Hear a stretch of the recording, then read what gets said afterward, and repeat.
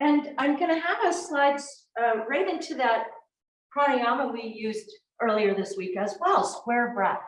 Square breath is awesome because of the kumbhakas, or pauses, filled and empty with breath.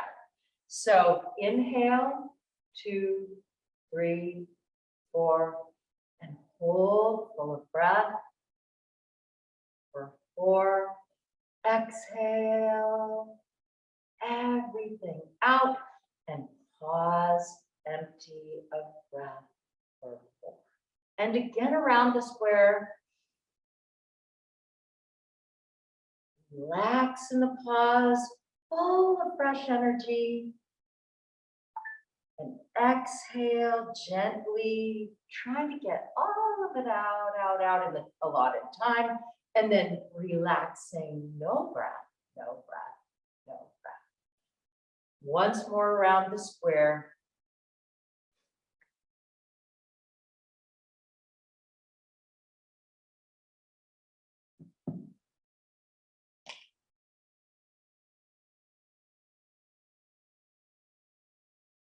And after your last hold, empty of breath, invite that new fresh prana into the body. And then just set your intention for class. Why are you here today? And if you don't have anything specific, that's fine too. You can also at this moment create a dedication that includes someone or something else, or just the larger, greater good, since yoga means union or oneness. And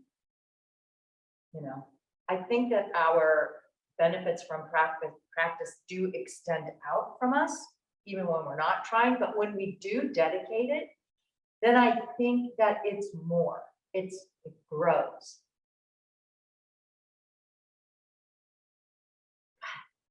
Bring your hands into the center of the chest. Let's take a nice deep breath in here.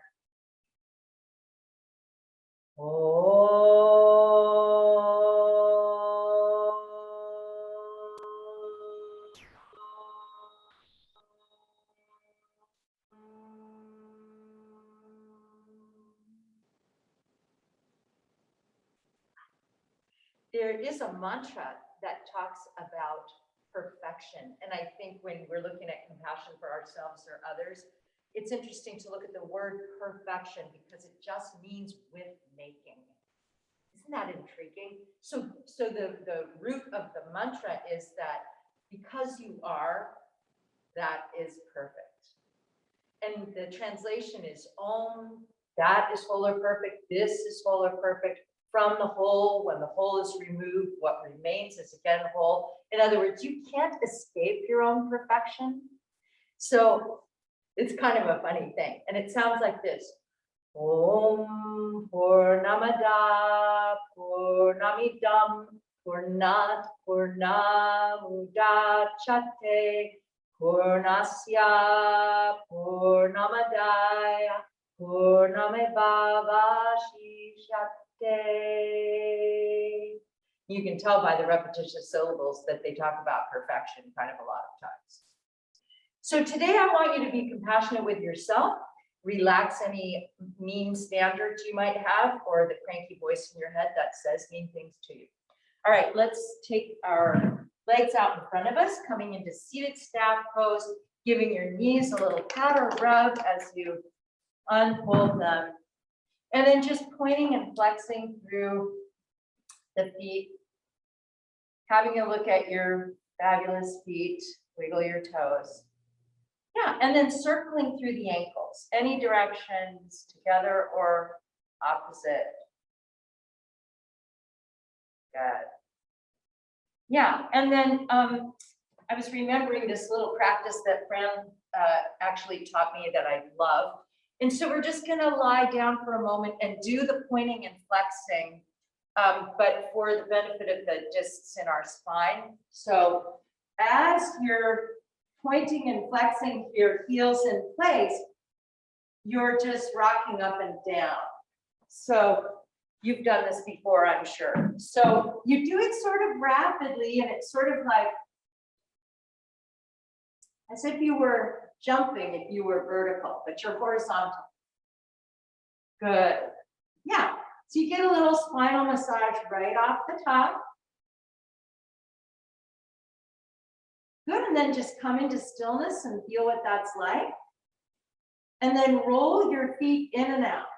So just kind of waking up hip sockets. So toes in and toes out, kind of rapidly. Good, and then reach your arms overhead. So get a nice long stretch there, and then interlace the fingers and invert the palms, pressing up through the palms, and point your toes now, unless that gives you a foot cramp, which it does to some people. So just be aware.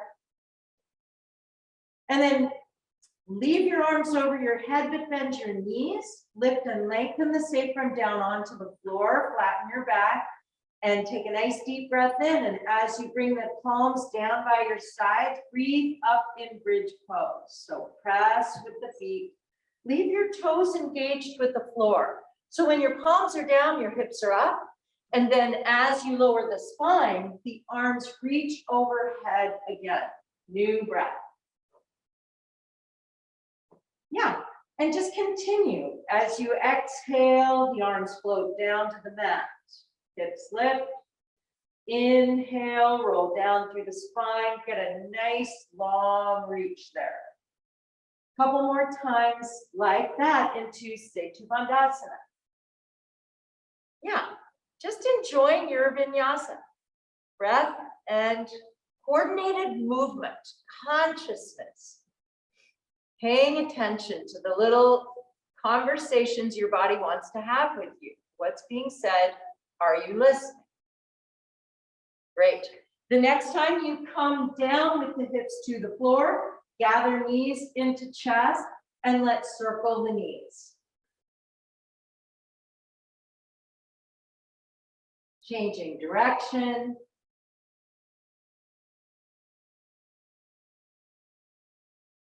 Good, and then go ahead and rock up. So find yourself, if you were seated in cross legs at the top of class, try and see if you can switch your habitual seat, and then we'll do just a little bit of stirring of the spine in the torso. Yeah, really utilize those shoulder movements to get some space in the back. Change direction again. Good, and notice if you don't do anything with your breath that you can hear yourself being breathed. These movements squeeze the lungs and kind of send the air out and let it back in. Good, coming on back into the middle. Taking the left knee into the sole of your right foot. So Bharadvajasana. My left knee is in the sole of my right foot, and then lift and situate your hips so you're sitting up nice and tall. Good, and then we'll just left hand to the right knee, right arm behind, coming into a little twist here. Good. So I want to encourage you, instead of pulling on the right knee to bring yourself around in the twist, could you instead press the right knee down towards the floor? Yeah, you'll feel the difference. Breathing here.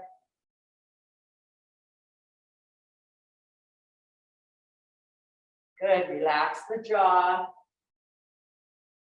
and the rest of the facial muscles. Good, and then if you are comfortable, if this sort of half Virasana knee works for you, you can leave it, extending the right leg. If it does not work for you, this left foot can come inside the right thigh instead. So now it's either here or there, but my right leg is now straight. Your strap might be something that you want to use here. You certainly don't have to, but if you do, it's here. Inhale, arms up, facing the right leg. And then let's just dive down. And I want you to play with your flexion and extension of the spine in this position. All right, so I'm gonna arch and round here, moving towards this forward bend. Yeah, so you'll feel, hopefully, the freedom of the pelvis here. The hips go forward, the hips go back. Yeah, and then after you've done that a couple of times, keeping the chest forward so that the spine feels pretty extended. Come down more over the leg and now relax your head. And just turning your head no and yes. Yeah, let your lips get really poochy and your eyelids heavy here so you feel like the face is just so relaxed as you turn and nod your head.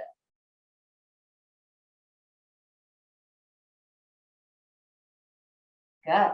If you're using the strap, you can keep using it around your foot. If you're not, you can hook your fingers under the Achilles tendon. So I've got my right hand somewhere involved with my foot or ankle and my left hand on the small of the back.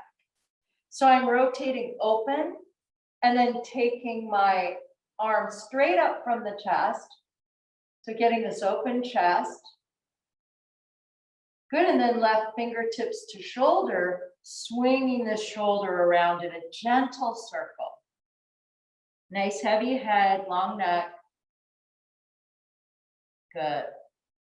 And changing direction. Other way.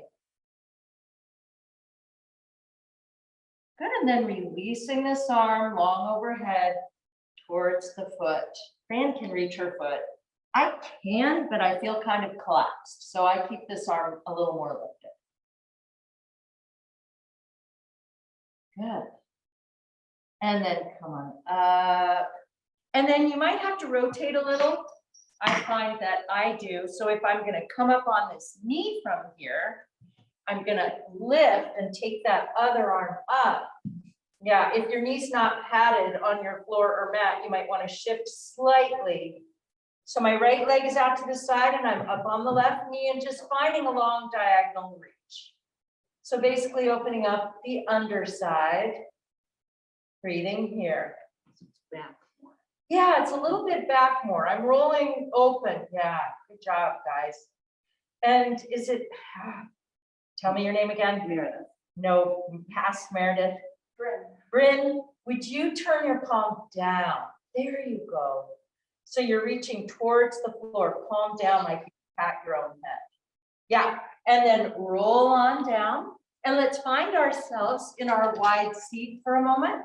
So, yeah, and then one inwardly rotated shoulder, and then make kind of a big deal of lifting it up and setting it back down. So you're getting some mobility. I'm rolling forward and to the side, and then roll up and set it back down. So back and forth, and just at your own pace. There's no, you don't have to do it when everybody else does it. You might find that you like to stay a little longer when you feel a congested area or something like that. So just listening to your body. Yeah, and then could we walk forward? There's a couple ways to come forward. One way that I like is, I don't know if you guys can see my feet on camera, you might not be able to, but I'm kind of turning them slightly pigeon-toed. It's one way to release the pelvis forward. And so I kind of get this nice tilt, and then I can always roll my feet out again. And then sometimes your block is your friend. If you want to lean forward, elbows on block. Or not, can you reach it, Willow? Yeah, it's more comfortable with the block. There you go. Yeah. So inner thighs talking to us now. It's early to have this wide seat. Early in practice and early in the day. Well, I guess it's not that early. Good. Enjoy the stretch. Where does tension collect for you in what hopefully is a releasing sort of pose? And can you relax that tension with an out breath? Your breath can help you. And then come on up. Good. And bringing right knee into the sole of the left foot now. So we have Utkatasana on the other side. So we're just going to reach across and then gently encourage the left knee down towards the ground with your right hand and looking around to the left side now. So in its ideal form, Utkatasana does not have a hip that's rolled forward. It's a grounded hip, but this depends on your knees, right? So really listen to your body And keep some fluidity in the position of the hips so that you can be kind to yourself. Breathing here.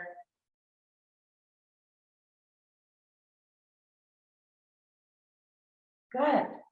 I can't see all of you at home, but everybody in this room has very relaxed shoulders and open chests.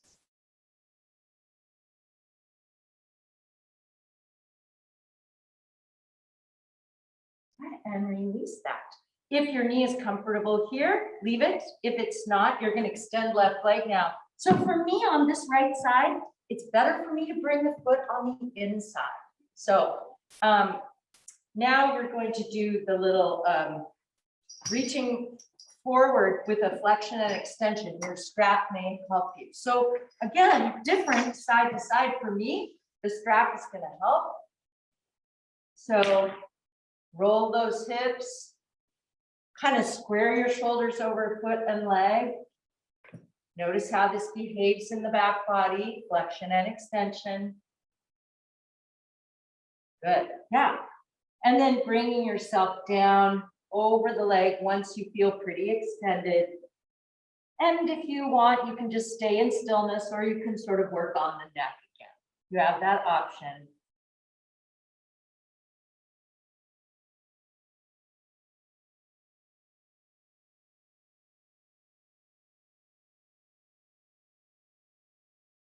Good, and then turning. So right hand on the small of the back, left elbow inside the knee with strap or index and third finger tucked under your Achilles tendon and roll the rib cage open first. Then lift your arm up and get a nice sort of wingspan stretch across the chest. And then right fingertips to shoulder, circling this shoulder. See if you can feel your scapula sliding on back ribs. And then reverse your direction.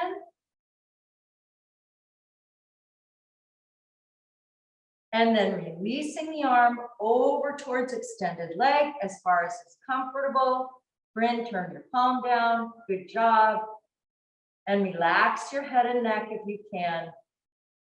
Deepen your breath.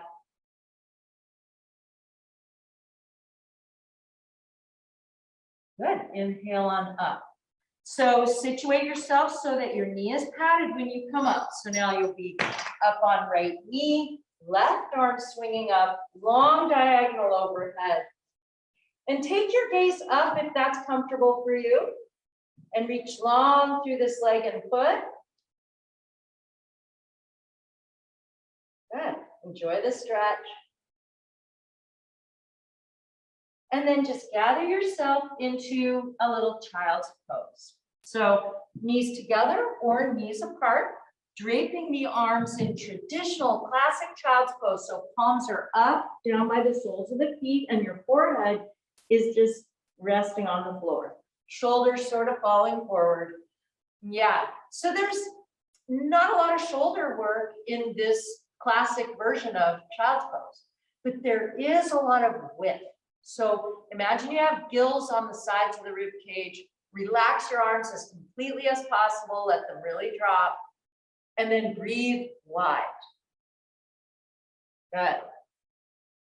Breath or two more.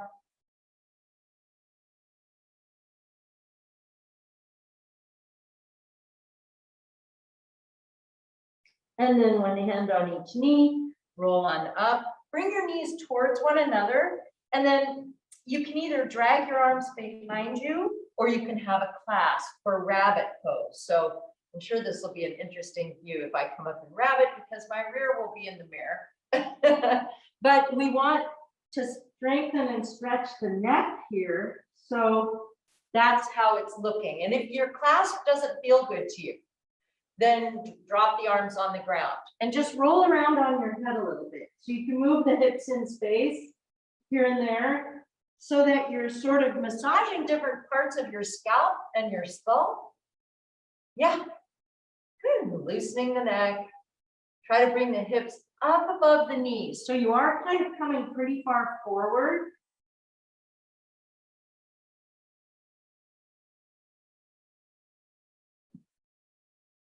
Great.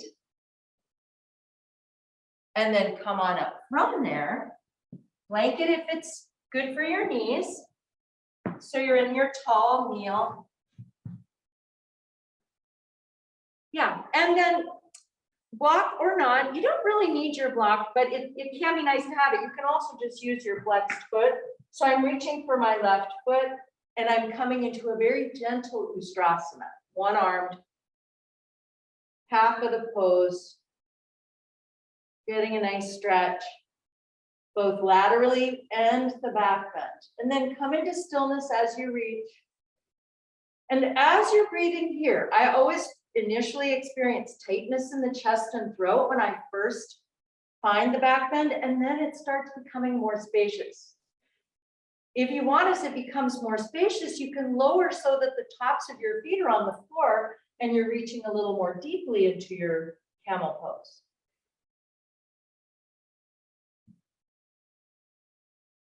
Good, come on up to the top.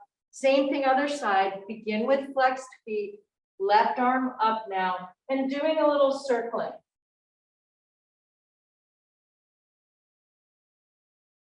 Yeah, so you're in the back bend, but you've got motion. I think it's in stillness where we observe how our breath is. So as you're reaching, where can you breathe to create more space? Yeah, just coming into stillness. Dropping the feet if that helps, pressing hips gently forward and lifting up off lower back.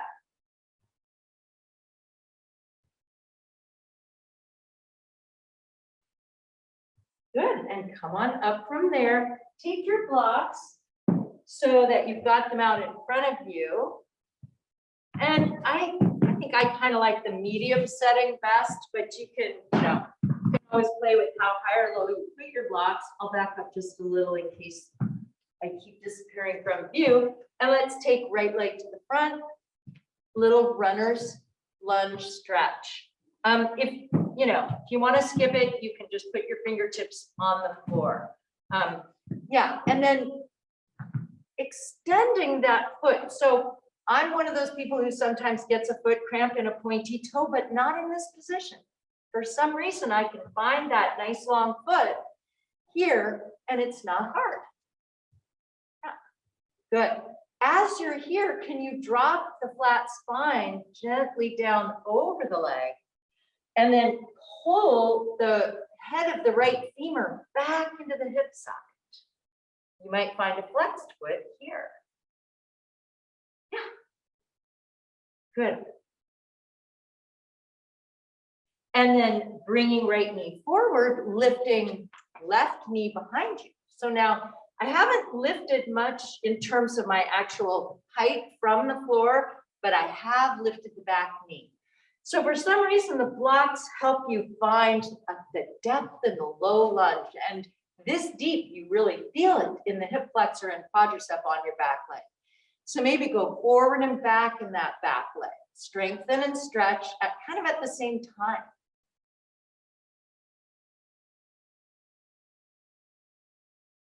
Good.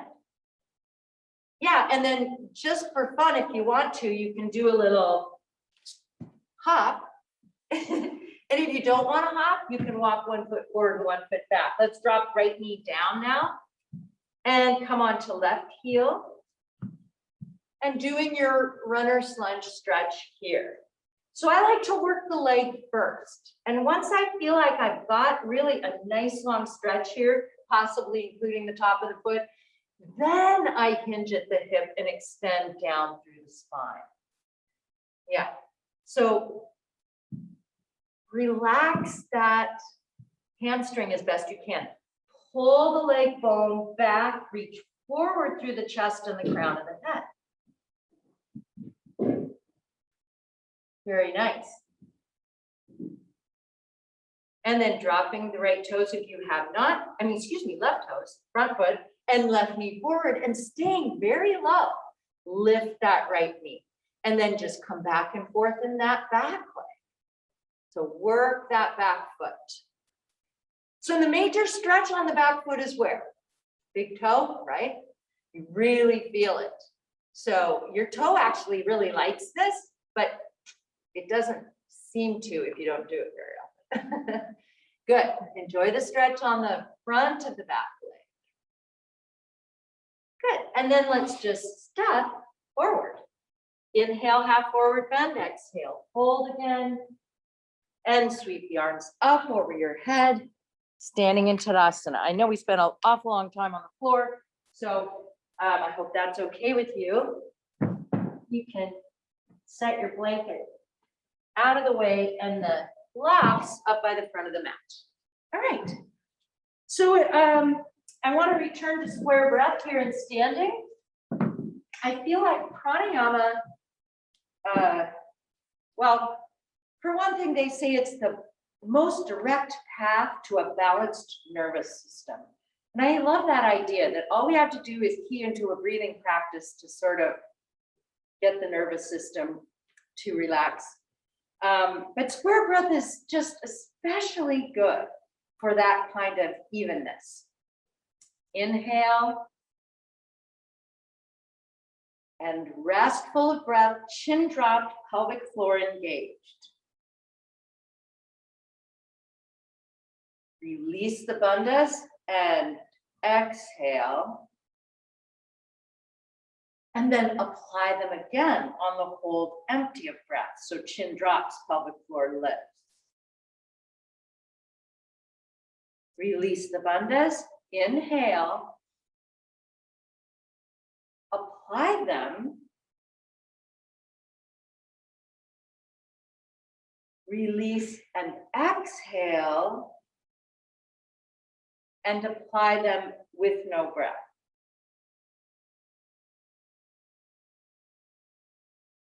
And then relax the bandhas and just breathe normally. With most pranayama, it doesn't take a long practice to feel the differences. So you really don't have to set aside much. You can do it for little increments during the day. And I know Fran has mentioned the book Breath by James Nestor, and I found it transformative because I've been doing yoga for a long time, but for some reason, the practices that he focused on and the research behind them, it's really kind of great. So if you ever get an opportunity, have a look at that book. All right, sweep the arms up, look back, come on over, forward bend. Inhale, lengthen the spine. And on the exhale, step back to plank pose. Drop your knees to the ground. Press back towards child's pose. Drop the armpits towards the floor. And then diving through and lifting up through cobra pose, pressing back to downward facing dog. Good, take right leg up in the air, right leg through to the front. Situate your back foot just so, and tuck your thumbs in your fists for Mushti Mudra. So Mushti Mudra is a great balancer. Imagine that you're sort of pushing into a couple of walls, and then sweep those arms up. And as you do, maybe drop a little deeper in your lunge. Reach forward, step back, plank pose. Knees to the floor, back towards child's. So this is sort of an unconventional vinyasa. And diving through, coming through cobra again, and back to downward dog. Left leg high. Left foot through to the front. Put your focus on your back foot and really strengthen that back leg and tuck your thumbs in and push outwards. Yeah. And as you lift, drop. Good. That counterbalance is where you find your balance, I think. Yeah. And reach forward and stepping forward. Inhale here. And exhale, let your head drop. Sweep the arms up and over your head once more. Hands down into the center of the chest. And inhale up. Come on down. Looking forward, nice deep breath in. Exhale, let your head drop. Shoot the right leg back behind you and drop your heel down or keep your heel up depending. So we'll do humble warrior.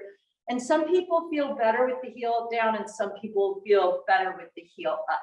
Taking your clasp, front knee bends, and then bringing your head down and lifting the clasp. Drop the back heel if it's lifted and sweep the right arm forward and then the left arm forward, finding yourself in Virabhadrasana 2. Take a moment to, again, come into the depth of your pose if you can, a little. Sometimes that means adjusting the distance of your stance. And then sweeping left arm up and right arm down the back leg. Breathe into those ribs. Good. And then swinging into, before you extend side angle, just take side angle. So first bring the arm up and then over your head. And then if you want to deepen that, you can put your hand down on outer or inner ankle or on your block. Come up through warrior 2 again. Reverse warrior 2 again. And sweep both arms over your head. Step back to the downward facing dog. And bring your knees to the floor. And coming back into child's pose, but this time with the arms facing forward, palms up. And breathing wide once again.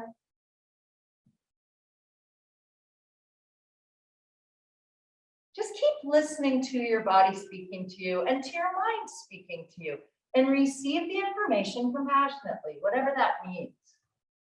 It all depends on the information. Good. And turn the palms down and then round up and extend the legs for plank pose. And if you can come down through chaturanga and into upward dog, please feel free. If you'd prefer dropping the knees and coming through cobra or locust, you can do that. So decide what you're up to and curl under, pressing back. Good, and then soften the knees and hop to the front. Inhale here, exhale, fold. Take a little clasp around the back of the neck with your elbows close to your temples so that you're just sort of encouraging the neck to lengthen.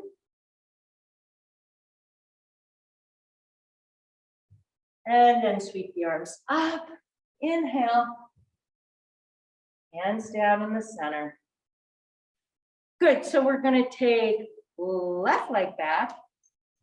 And then I want you to decide whether your humble warrior is more effective for you, heel down or heel up. And it kind of affects the way your hips are situated. So work with it in the way that serves you. Switch your thumb in your clasp, open the chest, and come on down.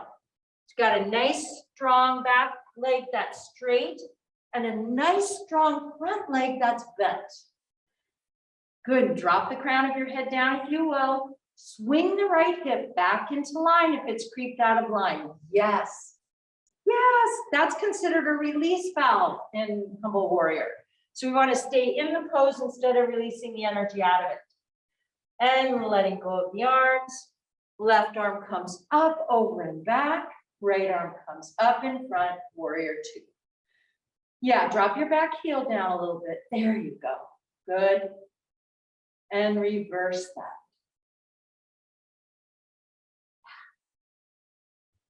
So this is where I think it gets a little like annoying having a mask on when you're really breathing here. But see if you could close your mouth and still stay with nasal breathing. And then coming through and into side angle before you extend it. So instead of jumping to the extension, twist the torso open, chest, then find your long arm. And then deepen your pose if you'd like. Inner or outer ankle, maybe the block. Finding length and depth up through warrior 2 and into a reversal. And then cartwheeling it overhead into downward facing dog. And then just walk your hands back towards your feet. And just do a little twist with your breath. Left arm up, then left arm down and right arm up. Just here, a little gentle twisting Uttanasana. Good, keeping the knees kind of soft and the head sort of heavy. Great. And then half forward bend, inhale, lengthening, sitting bones lift, head lift. Good, and then hanging in Uttanasana with crossed arms.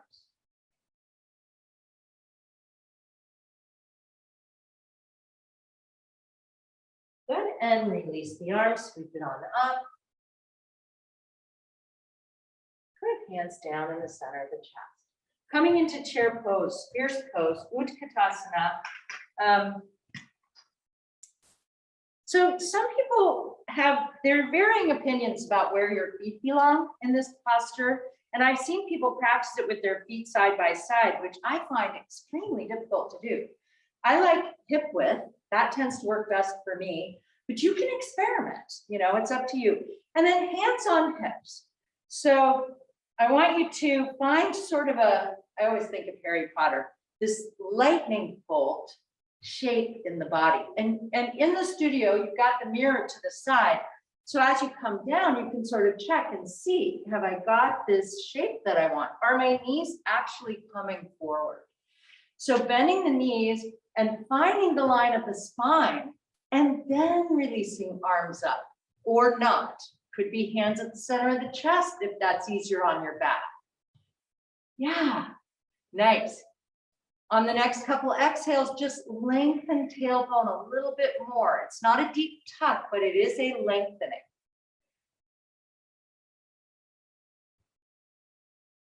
Good. Be patient and compassionate. Deepen the breath. And then inhale up. And open. Good. So depending on who you are and what you have to work with, so everybody's proportions are different arm lengths and leg lengths, etc. We have pretty long straps in the studio. If you have a short strap, then making a small loop is wise.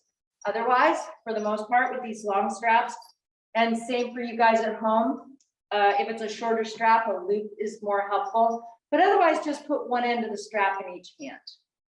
So Natarajasana or Dancer's Pose. Let's start on left leg first this time. So step your left foot over your strap and then shift your weight into that leg and then catch your right foot in the strap and rest the strap over your shoulders. If you need to hold on to a piece of furniture or a wall, please be my guest. Now just bringing the knee forward and back. So we're finding some stability in the standing leg when we add movement to one leg. Yeah, and my foot is resting in the strap. So my right leg is pretty relaxed. Then I'm gonna extend arms up. Yeah, flex your foot a little so you've got your strap in just the right spot. And then think long rather than high. So I think, okay, long arms, long legs.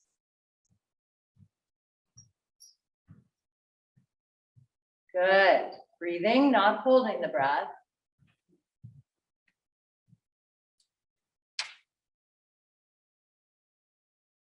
Good. And then come on down and release and just shake out the standing leg. Good job, Meredith. Yeah, my thing turned to be too short. Yeah. Do you want to use mine? Yeah, good. So Meredith just made a decision about how she was going to practice her pose. You guys can't see her, but it was very interesting because she went, and I thought, all right, that's a person who's listening to themselves. It's really nice. Here's other side. So we're going to step right foot over strap if you're using your strap. And the reason we're doing this version is just because it includes the shoulders a bit more than the normal version. And so planting your weight, catching that foot, straps over shoulders, and then can you be fluid? So this is a great test of whether you're holding your balance or finding your balance. Because if you can move and stay calm, then you're finding it moment to moment. That's what you're up to.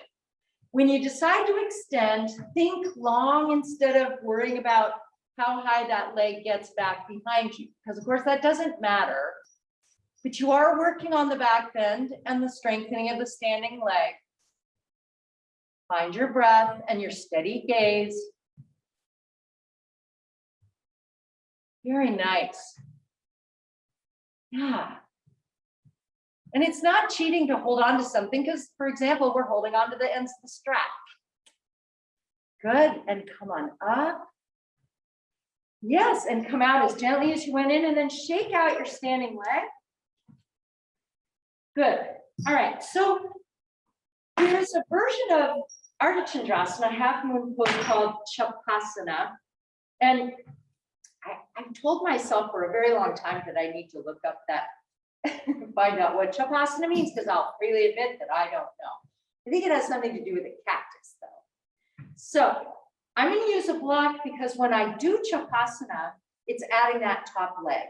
And the importance of the hip placement for you to be able to reach your back foot is like, it's pretty paramount. So I don't want to limit my movement by trying to grab my foot first and then roll the hips open. Rather, I want to roll the hips open and then see, can I grab my foot? All right, so I'll show you this, and most of you know how to do it, but just in case you don't, it's kind of nice to see. And once you're in the pose, it's a little bit hard to look and see and do, you know, so sometimes we just watch. So here's my standing leg. I really planted. I've already got the hips open. So I have a perpendicular back foot. I don't know if you can see it. And I have lots of space. I think of the moon as, you know, big and sending light out into the sky. And so I'm stretching and I'm reaching through space. And I'm finding the floor. I'm not worried about finding the floor. I'm finding it. And then I want to make sure I've got confidence in my standing leg, and I'm gradually shifting my gaze forward and up. And I'm keeping that left hip stacked, and then bend the knee, and then can I reach my foot? So it's a process. So I've got my foot. It's not this frantic grabbing in space. It's just, is it there or is it not? And then by this time, my gaze is pretty much up to the ceiling, and I've got a nice flexed foot in my hand. So once I've experienced that, I'm going to extend the limbs again, and I'm going to come out as thoughtfully as I went in, because there's nothing like undermining your confidence in a one-legged pose than feeling like you got spat out. You know, let yourself come in and out thoughtfully and kindly. And just practice this. Go ahead and give this a try on your right standing leg. Yeah. And just let yourself wiggle as much as you do. Nice. Work on that hip stacking. Yes, and in looking at you guys, it's helpful to see that if you lift the lifted knee a little higher than you would in normal half moon, sometimes it's easier to grab that foot. So it's just something to play with. Once you have grabbed it and you've been there a breath or two, then extend the limbs again, and then make a solid decision to come out by choice. Yeah, then you have a little break in between in which you don't talk to yourself about, you know, anything, you just breathe. And then let's do the same thing. So if I do this, it might be called that fifth position in ballet. I've got my left leg is straight and my right foot is perpendicular, and I open up, I extend the rays of the moon. And when I step into my standing leg, I really pour my energy down and give my standing leg all that responsibility. And I stack the hip first and really find that I'm comfortable and steady and stable there. Yep, no breath holding, of course, because that will limit the flow of oxygenated blood to your tissues, and you need that or you're going to get fatigued. So maybe lifting that lifted knee a little higher to have access to your ankle. And then pressing the hips forward and really stretching the quadriceps. Maybe flex the top foot. Take your gaze up, but slowly so it doesn't knock you over. And then releasing the limbs out into space once more. So you've got regular half moon, Ardha Chandrasana, soften standing knee, float up consciously. Very nice. Yeah, it feels peaceful in this room, and I'm hoping it feels peaceful at your house. So let's come back down to the floor. With our blocks, and if you are on a floor and you have a blanket and you could put a blanket at the front of your mat, that would be great. If you're not in a position like that, that is okay too. But we're going to slide into Hanumanasana, and so I've got one block under each hand, and what I'm going to do is put my front heel, I'm starting with the right leg forward. So I've got my right heel on my blanket.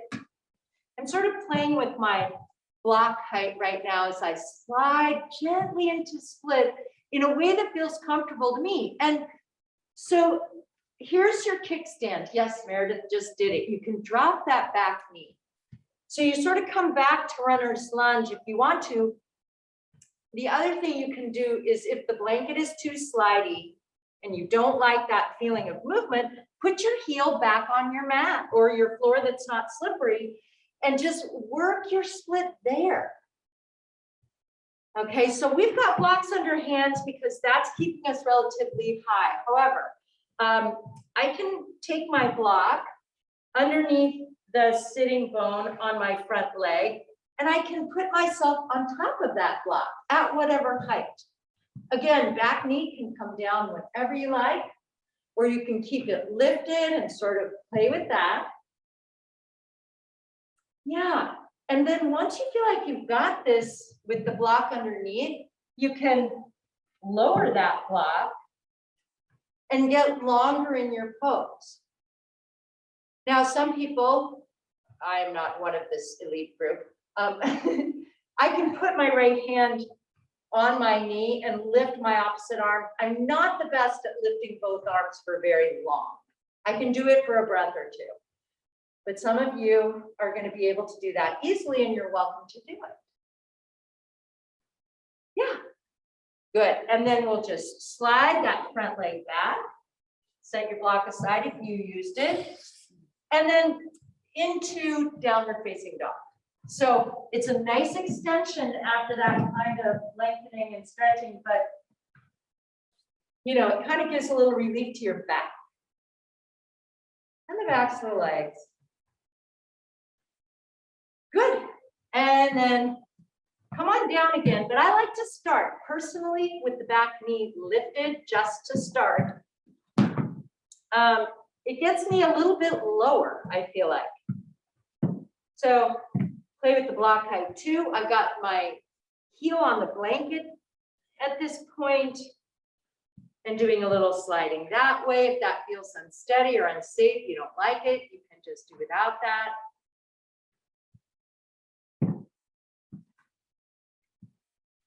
Good. So Hanumanasana, I feel like there's lots of poses in the yoga practice that, you know, you do all these other poses and then they make these other poses easier. And I think with this pose, it really is a question of doing this pose. If you want to do this pose more deeply, this is the pose you have to do. Yeah. So I'm lifting opposite arm. And in this case, I put my right knee down because I felt the need. No breath holding because it doesn't work. Yeah, good job. Yeah. So taking care not to scare your reflexes, you come in and out gently, right? And go ahead and set your blocks aside. And then find Paschimottanasana. So pulling the sitting bones back, inhale, arms up, and then coming into a nice gentle forward bend. And breathe your way down into it.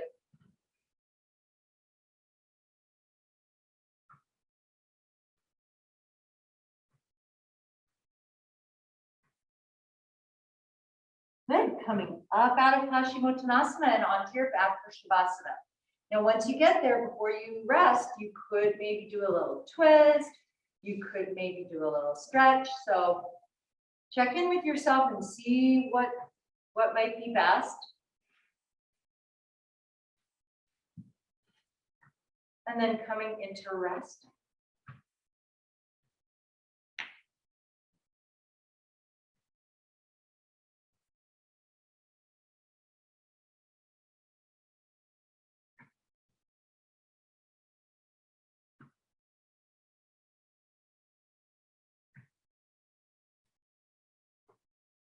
So hopefully, because you have no physical demand, your breath is naturally slowing.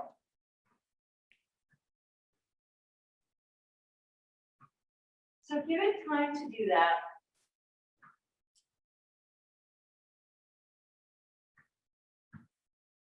And for your muscles to relax and the bones to feel heavy and the joints to release and all of it.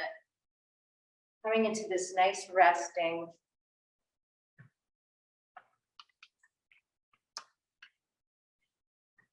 And back to that idea of compassion and patience with oneself. We seem to live in a culture these days that really values busyness and accomplishment, and maybe we always have. But it seems like it causes an awful lot of stress. The yogis recognize the value of rest, enough so that every kind of yoga has Shavasana, no matter what the practices are in that particular school of yoga. Everyone does Shavasana because you need it. Rest as completely as possible.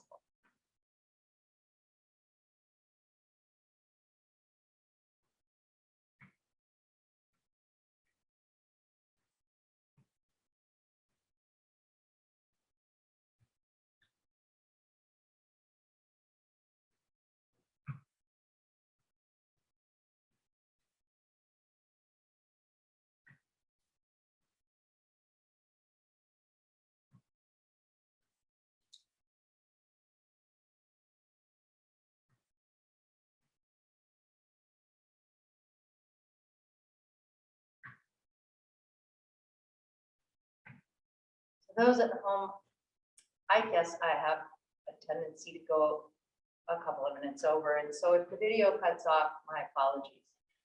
I'm hoping that if it does, at the end of your resting pose, that you'll sit for just a moment with your straight spine and do an Om, as if we were doing it together.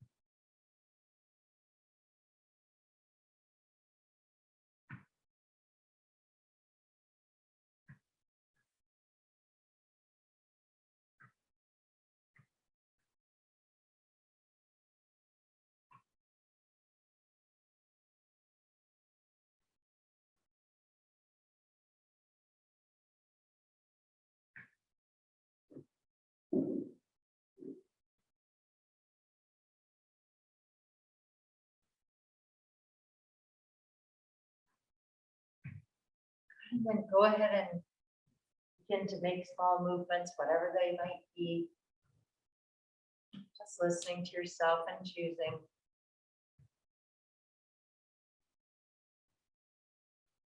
And disturbing yourself as little as possible when you finally return to your seat. Let it be gentle.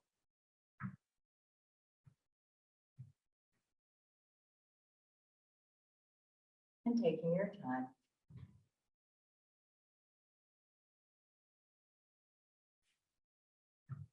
Good, palms up on the thighs, holding a handful of flowers.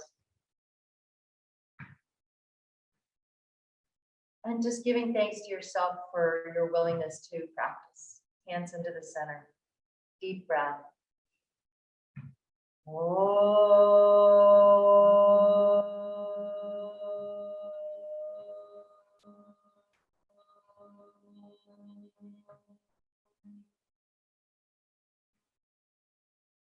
Namaste. Thank you. Yes, have a wonderful day.